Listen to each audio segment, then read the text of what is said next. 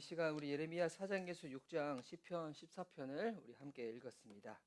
자, 오늘 그 중에 우리 좀 묵상을 나누고 싶은 부분은 예레미야 4장 앞부분인데요. 4장 우리 1절에서 우리 4절. 우리 새날경동 큐티집 우리 가지고 계신 분들은 앞에 보면 그 본문이 나와 있습니다. 자, 본문 제가 짧아서 다시 한번 읽어 드릴게요. 이스라엘아, 정말로 네가 돌아오려거든 어서 나에게로 돌아오너라. 나 주의 말이다. 내가 싫어하는 그 역겨운 우상들을 내가 보는 앞에서 버려라. 내 마음이 흔들리지 않게 하여라.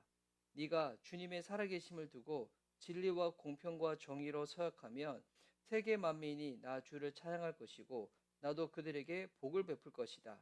참으로 나 주가 말한다. 유다 백성과 예루살렘 주민아, 가시덤불 속에 씨를 뿌리지 말아라. 묵은 땅을 갈아엎고서 씨를 뿌려라.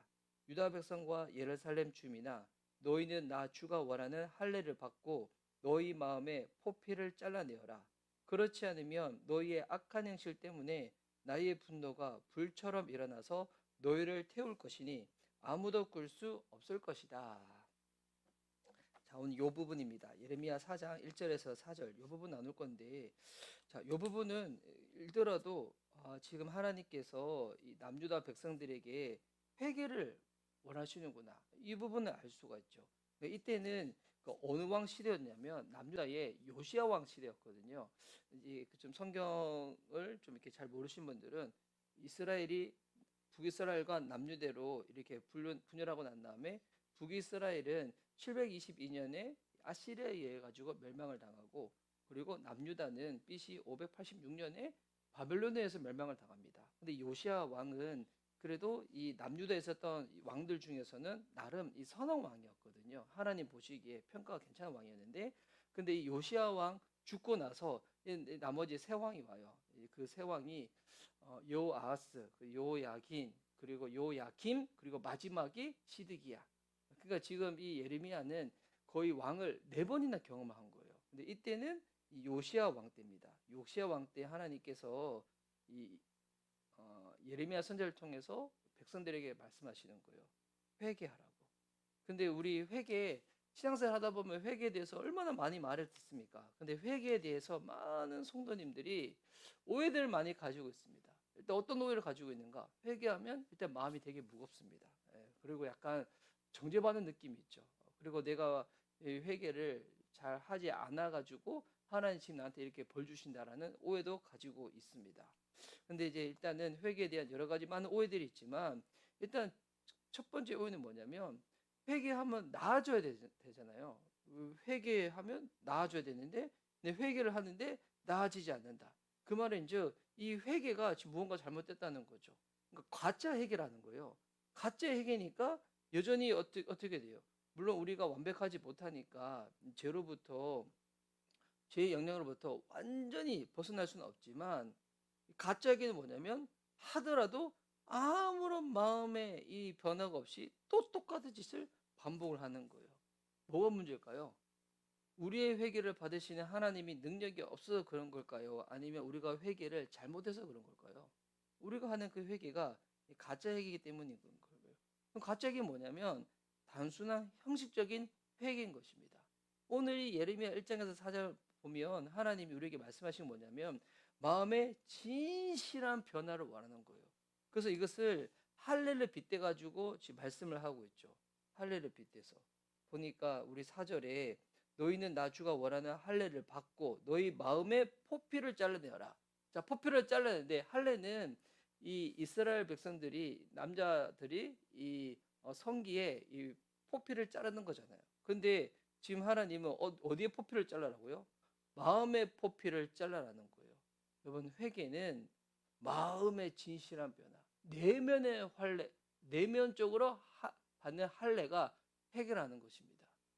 여러분, 그래서 이거를 근본적으로 한번 생각해 보십시오. 신앙이 뭡니까? 하나님과의 관계죠. 근데 어떤 관계입니까? 그냥 이렇게 되게 그냥 표면적이고 뭐 이런 피상적이고 이런 관계가 아니잖아요. 진짜 깊은 관계입니다. 그래서 하나님이 우리와 주님과의 관계를 설명하기 위해서 성경은 여러 가지 이 은유법을 사용하고 있습니다. 우리가 하나님의 무엇입니까? 자녀라고 하고 있죠. 또 우리가 하나님의 무엇입니까? 관계가 친구라고도 말씀하시죠. 또 우리는 하나님과 사랑하는 사이래요. 연인 사이래요. 그리고 요한계시록에는 어린 양의 혼인잔치 가운데서 우리가 들림을 받는 신부라고 말하고 있습니다. 자녀다, 친구다, 연인 사이다, 부부 사이다. 여러분, 이 은유들이 말하는 여러분 관계가 어떤 관계입니까? 정말 깊은 관계죠. 정말 깊은 관계. 결국 어떤 관계냐면 마음과 마음을 나누는 관계예요. 이 하나님과 마음과 마음을 나누는 이 관계가 되도록 하나님께서 어떤 일 하신 거예요?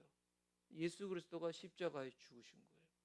그것으로 인해 가지고 우리가 무엇이 회복되었는가? 하나님과 영적으로 소통할 수 있는, 마음과 마음을 할 수 있는 이 관계를 회복시켜 주신 거예요. 그런데 이제 많은 성도님들은 이게 이 깊은 관계를 이해하지 못하다 보니까 그냥 어디까지만 따라가는 거예요. 그냥 이 교회라는 것도 이 종교적인 부분이 있잖아요. 어디에 뭐 참석을 하고 뭐 봉사를 하고 하는 부분들.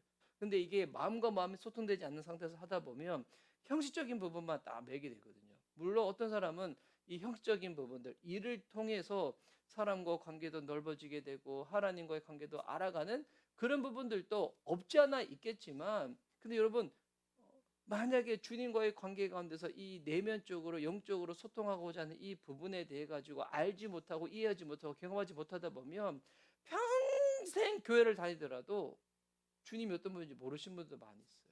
그러니까 회개를 하는데 가짜 회개만 하고 진짜 성경적인 회개를 하지 못해 가지고 교회는 다니는데 삶은 어떻게 되는 거예요? 세상 사람들과 똑같은. 교회는 다니는데 가치관은 세상의 가치관. 교회는 다니는데 세계관은 세상에 있는 세속적인 세계관. 이렇게 되는 거예요. 근데 지금 그렇게 있는 지금 대상이 누구라는 거예요? 남유대가 그렇다는 거예요. 남유대. 그러니까 남유대 사람들은 하나님 앞에서 제사도 지내면서 북이스라엘도 그때 망한 거거든요. 결국 우상 숭배 때문에. 하나님 앞에서 제사는 지내면서 결국 그들의 마음에 있었던 가장 큰 중심은 무엇입니까? 우상 숭배죠. 근데 여러분, 우상 숭배 그 속에도 뭐가 있는 거예요? 하나님 섬기는 거 귀찮다. 내가 하고 싶은 대로, 내가 원하는 대로 그거 다 충족하며 살겠다는 거예요. 이게 우상 숭배거든요. 그래서 이게 출애굽 시대에 잘 나타났잖아요. 예. 금송아지 섬겼지만 금송아지 왜 섬긴 거예요? 아론이 금송아지 만들고 난 다음에 백성들이 자기를 위해 가지고. 그래서 그 자기가 뭡니까? 그게 죄예요. 자기 중심성. 예. 그러니까 하나님을 믿는 것도 여러분 어떤 사람들은 나의 그 어떤 편의를 위해서 안락을 위해서 이것만 위해서 하나님 믿는 사람들은 이게 안 채워지면 어떻게 될까요? 어느 순간부터 하나님 떠나버리게 되겠죠. 교회를 섬기는 것도 그런 분들이 계시거든요. 물론 신앙이 아직 비신자거나 초신자거나 신앙이 어리신 분들은 처음에는 그렇게 다가갈 수가 있어요. 아, 그냥 하나님 앞에서 뭐 깊은 요 부분보다도 그냥 내가 원하는 이 부분들을 하나님께서 만져주지 않을까, 채워주지 않을까, 도와주지 않을까. 근데 요게 되지 않았을 때 시간은 지나가는데 이게 계속 채워지지 않는 거예요. 그럼 어떻게 될까요? 뭐 나는 그 바램으로 교회를 왔는데 그게 채워지지 않으면 교회 공동체도 가볍게 여기고 떠나버리게 되겠죠. 여러분, 그래서 신앙에 있어서 가장 기초 근본부터 한번 이걸 잊지 마시기 바랍니다. 신앙은 뭐다? 관계다. 이게 피상적인 관계, 뭐 표피적인 관계가 아니라 정말 마음과 마음을 나누는 관계. 그래서 우리가 성경을 읽는 이유가 물론 성경 안에 있는 여러 가지 이야기들, 뭐 배경들, 지식들도 필요하겠지만 여러분, 그것만 알면 아무런 소용이 없습니다. 우리 지금 뭐 주일학교에 있는 우리 친구들 이렇게 보면 예배 드릴 때 뭐 성경적인 지식을 우리 알기 위해 가지고 우리 목사님 선생님들이 여러 가지로 막 노력하고 있잖아요. 여러분, 그게 필요 없다는 건 아니에요. 그런데 뭐 그런 것들을 하고 나서 나중에는 어느 단계까지 가야 될까요? 하나님과 우리가 마음을 나눌 수 있는 그 단계까지 딱 접어 들어가게 돼야 돼요. 예. 그럴 때 어떤 일이 벌어지게 될까요? 하나님과 깊은 소통, 그 깊은 소통 가운데서 주님 앞에서 기도가 무엇이고 예배가 무엇이고 회개가 무엇이고 이런 부분들을 알아가게 되는 거겠죠. 그래서 오늘 이 이야기는 어떤 이야기냐면 하나님이 이스라엘 백성들 가운데 회개를 촉구하시는데 참된 회개를 촉구하시는 거예요. 그래서 너희들이 진짜 돌아오면 내가 회복시켜주고 그리고 열방을 향한 그 사명까지도 주시겠다고 약속하시는 게 1절, 2절에 있는 것이고, 회개라는 것이 단순히 외적인 행위가 아니라 마음을 갈아엎는 것, 마음의 할례를 행하는 것, 이게 회개라는 거예요. 그래서 마음을 갈아엎는 마음의 할례를 하는 회개의 특징이 뭐냐면 그냥 기도할 때 소리만 큰 게 아니에요. 마음에서 애통이 올라옵니다. 애통.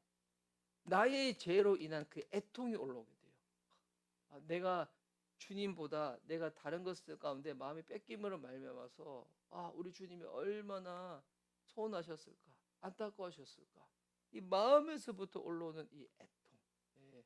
단순히 내가 그 행위를 했기 때문에 내가 이거 안 고치면 하나님 벌 주실 거야. 요게 아니라 내가 하나님을 정말 실망시켜 드렸구나. 내가 하나님은 나를 이토록 아끼시고 사랑하시는데 내가 정말 하나님 앞에 내가 잘못했구나. 마음에서 올라오는 이 애통. 해결하는데 애통이 없다. 그럼 가짜 해결일 수도 있어요. 예. 그냥 하나님 내가 요거 잘못했고 요거 잘못했으니까 요거 앞으로 안 할게요. 마음에 애통이 없는 상태에서 한다. 이건 너무 기계적인 거잖아요. 진짜 애통하는 것입니다. 진짜 애통하는 거. 예. 그래서 상상수훈에서 예수님이 뭐라 말씀하셨습니까? 마음이 애통하는 자는 복이 있대요. 그 진짜 회개죠. 그래서 여러분 주님과의 관계도 처음에는 자기의 죄를 붙들고 애통하게 되다가 더 깊어지고 난 다음에는 주님이 우리를 향해서 여전히 이렇게 돌아오면 낫게 해주겠다고 그렇게 주님이 약속하셨는데 불구하고 그 말씀과 그 마음 가운데 관심이 없는 이 세상을 바라보면서 처음에는 내 죄 때문에 애통하다가 이제는 하나님에 대해서 전혀 관심이 없고 죄 가운데서 막 뒤범벅이 돼서 살아가고 있는 내 주변 사람들 세상을 바라보면서 마음에 뭐가 올라오게 되는가? 애통이 올라오게 돼요. 나에 대한 애통에서 시작됐다가 세상을 향한 애통으로 점점점 다 깊어지게 되는 거죠. 그래서 오늘 이 본문을 보면서 우리가 이 또 복음과 다 연결시켜 보면 여러분 하나님은 회복된 백성을 통해 가지고 열방이 복을 받을 것이라고 말씀하신 주님입니다. 내가 회개하면 내가 주님 앞에서 이 관계가 회복되어지면 그래서 여러분 나를 통해 가지고 하나님은 열방이 주님께로 돌아올 수 있도록 또 그렇게 일을 하시는 거예요. 왜? 이제 내가 주님의 그 마음을 점점점 알아버렸거든요. 와 하나님이 이런 마음이시구나. 하나님이 이런 마음이시구나. 그리고 주님의 그 약속은 아브라함에게 하셨던 그 언약이 있잖아요. 네 씨로 말미암아 천하 만민이 복을 얻을 것이라고. 이게 여러분 누구를 통해 이루어지게 되는 겁니까? 예수 그리스도 안에서 이 언약이 완전히 이루어지게 되는 것이거든요. 예, 이게 갈라디아서에서 나오는 그 말씀이 이런 부분이 있습니다. 그리고 우리는 묵은 땅을 기경해야 됩니다. 정말 묵은 땅이야. 묵은 땅 말씀이 식기 전에 먼저 마음을 갈아엎어야 됩니다. 진짜 애통하는 거죠. 그리고 마음의 할례를 받는 것입니다. 이 마음의 중심을 찌르는 이 회개 말씀 정말 복음이 선포되어지면 복음은 무엇입니까? 딱 짧게 얘기하면 죄인을 사랑하시는 하나님의 사랑이잖아요. 죄인을 사랑하시는 하나님의 사랑. 그래서 시작점은 뭐냐면 사랑으로부터 시작되지 않아요. 주님은 사랑하죠. 근데 내가 뭘 깨달은 겁니까? 내가 죄인이구나. 내가 죄인이구나. 내가 내 속에 있는 모든 것들이 자기 중심 속에 쩔어가지고 하나님 생각하지 않고 남 생각하지 않고 교회 생각하지 않고 다른 생각하지 않고 나만 이렇게 생각했던 내가 정말 심각한 이 죄덩어리였구나. 이걸 깨닫고 복음이 들렸을 때 근데 이런 죄인을 하나님이 어떻게 하신다고요? 사랑하신다는 거예요. 이런 죄인을 사랑하셔서 하나님이 행하신 일이 무엇입니까? 하나밖에 없는 독생자를 우리를 위하여 십자가에 내어놓으신 것입니다. 여러분 이 마음을 깨달았을 때, 이 은혜가 임했을 때, 이거 성령께서 행하신 일인데 행했을 때 우리의 마음으로부터 정말 마음의 중심을 찌르는 그 회개가 일어나게 되는 것입니다. 그래서 예수님께서 오셔서 율법의 형식을 넘어서 이 예레미야서를 통해서 우리 나중에 살펴보게 됐지만 우리 안에 주시는 게 뭐냐면 새 마음을 주십니다. 새 영을 불어넣어 주십니다. 여러분 회개를 통하여 하나님이 우리들 가운데 새 마음과 새 영을 불어넣어 주신다. 놀랍지 않습니까? 그리고 우리가 한 것은 회개한 것밖에 없어요. 회개가 무엇인가? 요한일서에 보면 회개는 내 죄를 동의하는 거거든요. 맞습니다, 주님. 내가 죄인입니다. 이게 형식이 아니라 뭐가 올라온다고요? 진정한 회개는 애통이 올라오는 거예요. 나의 죄를 붙잡고 애통이 올라오는 거예요.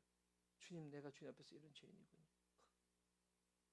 그 애통 이후에 세상을 바라보는 이 눈이 달라지게 되는 것이고, 복음을 인해 가지고 죄인을 사랑하신 하나님의 사랑으로 나를 바라보게 되고, 주변을 바라보게 되고, 세상을 바라보게 됩니다. 그때 올라오는 애통. 네가 이렇게 해가지고 그래서 하나님께 벌 받는 거야. 이런 판단과 정죄가 아니라 이런 애통. 그들이 하나님 사랑을 모르는구나. 그들이 주님의 마음을 모르는구나.